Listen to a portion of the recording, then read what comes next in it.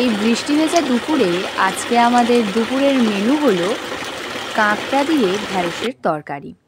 এই তরকারিটা করার জন্য প্রথমে এই উপকরণগুলো সাজিয়ে নিতে হবে। তারপরে কড়ার মধ্যে তেল দিয়ে তার মধ্যে আগে থাকতে কুচিয়ে রাখা ঢ্যাঁড়সগুলোকে দিতে হবে।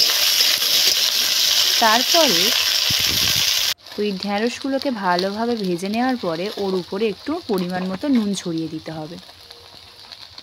এরপরে তাতে পরিমাণ মতো হলুদ দিয়ে সেটাকে ভালোভাবে নাড়ি চাড়িয়ে নিতে হবে। ঢ্যাঁড়সগুলো ভাজা হয়ে গেলে সেটাকে তুলে নেওয়ার পরে এর মধ্যে ওই তেলের মধ্যেই দিতে হবে কাঁকড়াগুলোকে।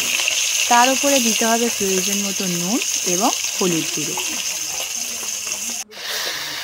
কাঁকড়াগুলোকে ভালোভাবে ভেজে নেওয়ার পরে এর মধ্যে দিতে হবে পেঁয়াজ কুচু এবং লঙ্কা কুচু।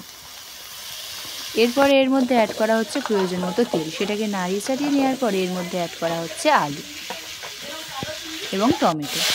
আলু এবং টমেটোটাকে ভালোভাবে নাড়িয়ে চাড়িয়ে নেওয়া হচ্ছে। এরপরে এর মধ্যে অ্যাড করা হচ্ছে পরিমাণ মতো নুন। আপনাদের যতটা লাগবে আপনারা ততটাই অ্যাড করতে পারেন।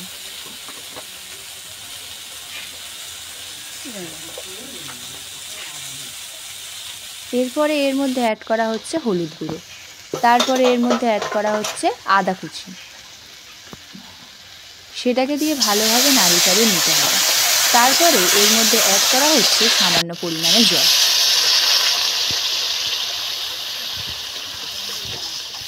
এরপরে এর মধ্যে পরিমাণ মতো জল দিয়ে সেটাকে ভালোভাবে ফুটিয়ে নিতে হবে।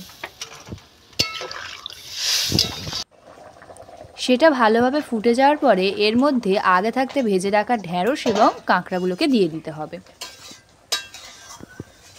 তারপরে এটাকে খুব ভালোভাবে নাড়িয়ে চাড়িয়ে নিতে হবে।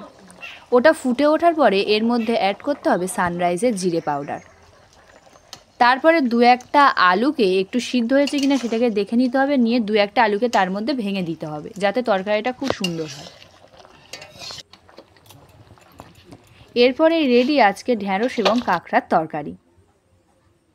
এই তরকারিটা আপনাদের কেমন লেগেছে আপনারা অবশ্যই কমেন্টে জানাবেন কেমন হয়েছে।